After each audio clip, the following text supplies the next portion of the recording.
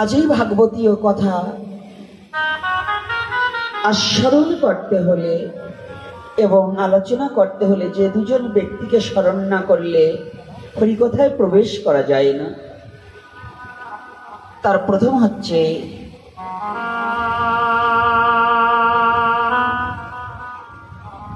যিনি পৃথিবীর বুকে আসার আগে হরিকথা শ্রবণ করিতে করিতে মাতৃগর্ভ থেকেই সমস্ত মায়াকে পরিহার করে মায়া মুক্ত হয়ে বিশ্ব জগতে প্রকাশ পেয়েছিলেন।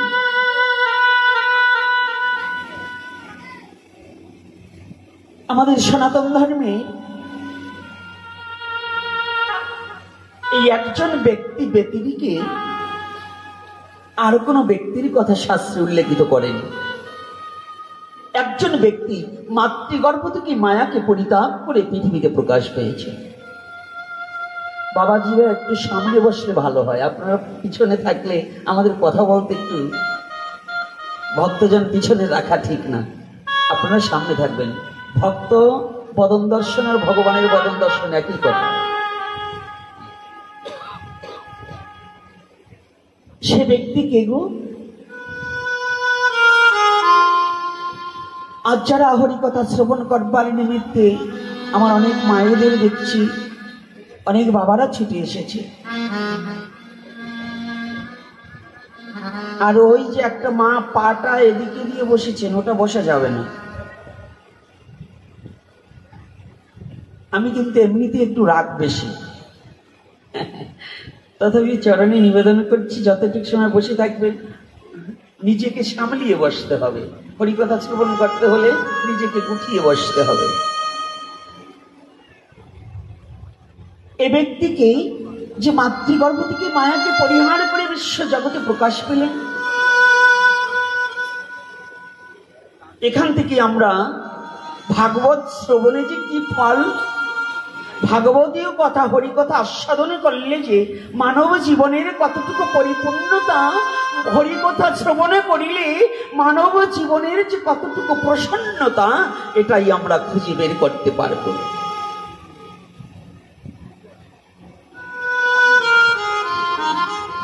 আমরা খুঁজে বের করতে পারবো যে ভাগবত শ্রবণ করলে কি হয়। ভাগবত শ্রবণ দু প্রকারের, একটা প্রত্যক্ষ আর একটা পরোক্ষ। প্রত্যক্ষ মানে নিজে দেখা, আর পরোক্ষ মানে অপরের দেখা। তো শ্রবণটা দু প্রকার, প্রত্যক্ষ আর পরোক্ষ। এখানে যারা এসেছেন আজকে হরিকথা শ্রবণ করছেন, এটা প্রত্যক্ষ। আর যারা আসেন, বাড়িতে ঘুমিয়ে আছে কিংবা অন্য কাজে ব্যস্ত আছে, একজন এখান থেকে যাবে, বলবে কি কথা বলেছিল, সে যখন বর্ণনা করবে এই কথাটা বলেছিল, সেটা হচ্ছে পরোক্ষ। আর নিজে করেনে শ্রবণ করা, এটা হচ্ছে প্রত্যক্ষ। সনাতন ধর্মের শাস্ত্রীয় কথা প্রত্যক্ষ এবং পরোক্ষ যেভাবেই শ্রবণ করা হোক না কেন, জগতে জীবের মঙ্গল বই আনবেই আনবে। জগতে জীবের কোনো অমঙ্গল থাকবে না গো। হরিকথা এমন একটা জিনিস, ভগবানের লীলা কথা এমন একটা জিনিস,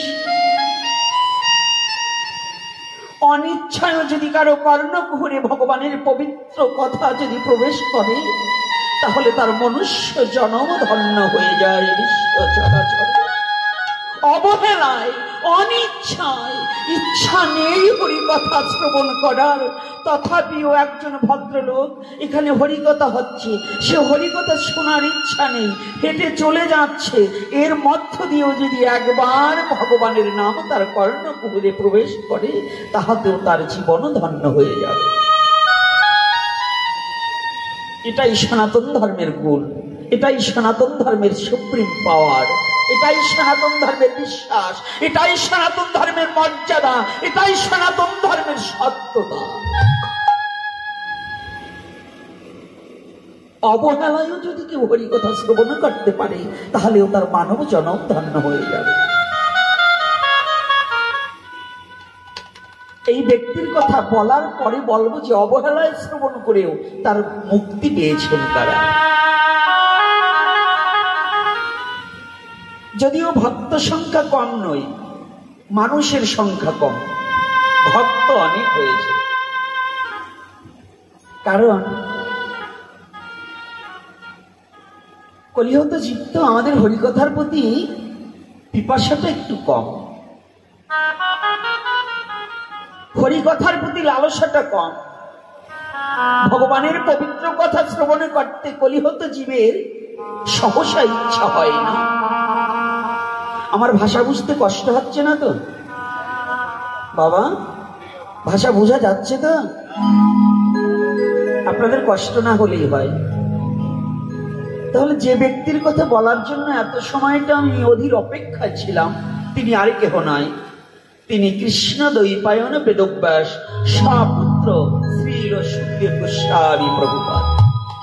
আপনারা জানেন সুখদেব গোস্বামী প্রভুপাদ মাতৃগর্ভ থেকেই প্রকাশ পেয়েই 16 বছরের যুবকের ন্যায় তিনি ভজনার উদ্দেশ্যে রওনা দিয়েছিলেন। তাহলে মায়া মুক্ত হয়ে কত বছর ছিলেন? মাতৃগর্ভে কত বছর?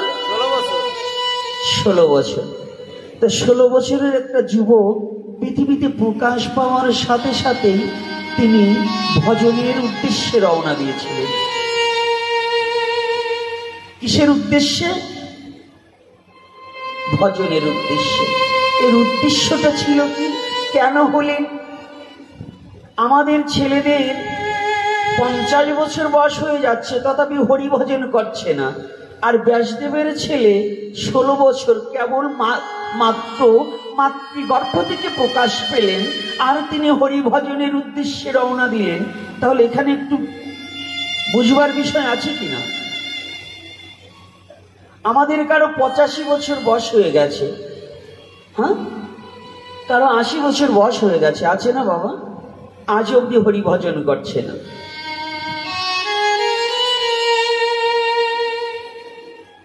আজ অব্দি হরি ভজন করার মতো মনোবৃত্তি তৈরি করছে। শাস্ত্রে বললেন, বহুত জন্মের পুঞ্জিত ফলম হেন জন্ম লভয়তে। এক জন্মের স্বীকৃতির ফলে কোনোদিন কেউ ভগবানের ভজন করতে পারে না। এক জন্মের দ্বারা কেউ কোনোদিন ভগবানকে ভজন করতে পারে না। বহুত বহুত জন্ম অতিক্রম করে ভ্রমিতে ভ্রমিতে কোন ভাগ্যবান জীব গুরু কৃষ্ণ প্রসাদে পায় ভক্তি লতা বীজ। এক জন্মই নয়, ভ্রমিতে ভ্রমিতে কতবার, কত লক্ষবার পৃথিবীতে এসেছি আর গিয়েছি। 80 লক্ষ বার তো শুধু পশু পাখি কীট পতঙ্গ কৃমি কীট কুলে জন্মগ্রহণ করেছি, আর 4 লক্ষ বার মানব জন্ম। মনুষ্য কুলে জন্মগ্রহণ করলেই হরি ভজন করা যায় না। হরি ভজন করতে হলে কোন না কোন বৈষ্ণবের কৃপা, কোন না কোন গুরুদেবের করুণা, সাধুগুরু বৈষ্ণবের কৃপা যতদিন পর্যন্ত কারো শিরে বর্ষিত না হয়, ততদিন পর্যন্ত তার হৃদয় মাঝে হরি প্রেম উদয় হয় না, ভগবত প্রেম উদয় হয় না। এজন্যই বলছে, বহুত জন্মের পুঞ্জিত ফলম হেন জন্ম লভয়তে।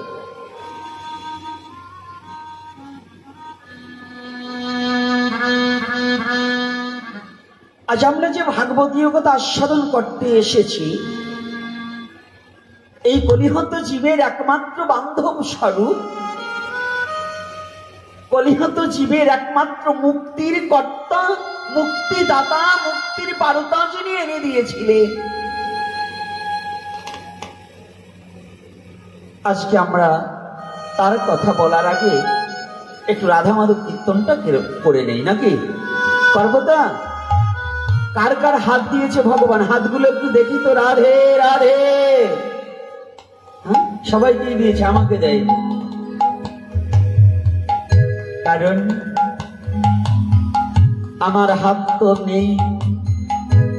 কেন হাত নেই? ভগবান করুণা করিয়া যে সুন্দর দুখানা হস্ত দিয়েছে,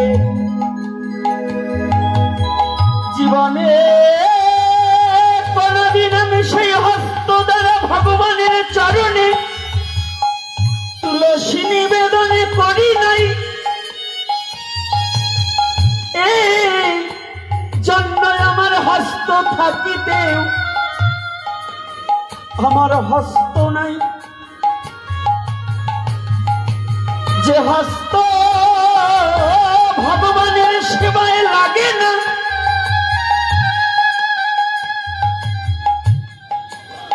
যে হস্ত ভগবানের চরণ স্পর্শ করে না, সে হস্ত থাকিলেই কি আর না থাকিলেই কি?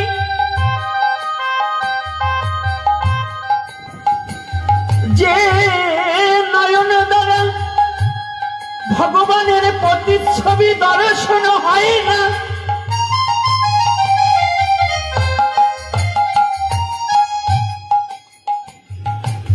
সে নয়ন থাকিতেও যেন সে নয়ন দুটোই আমার অন্ধ হয়ে গেছে। আমি এই প্রাকৃতিক জগতের সব রূপরাশি দর্শন করেছি, কিন্তু জীবনে একদিনও আমার এই নয়ন দিয়ে আমার গোবিন্দের রূপরাশি দর্শন করিনি। আমি জীবনে কোনদিন কৃষ্ণ বলে কাঁদিনি।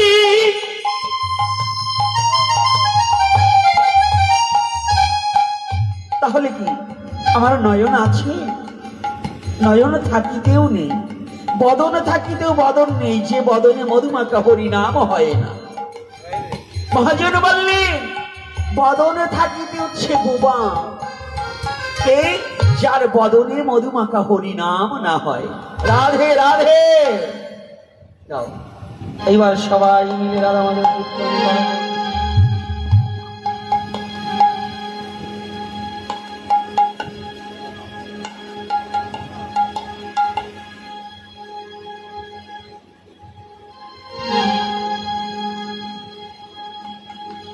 আগে একটু ঠিক করে নেই, তারপরে কথা বলবো, কারণ ভগবানের কথা বলবো তো। আগে একটু ঠিক করে নিই। আজকে এমনিতেই একটু রাগ রাগ আছে ভিতরে।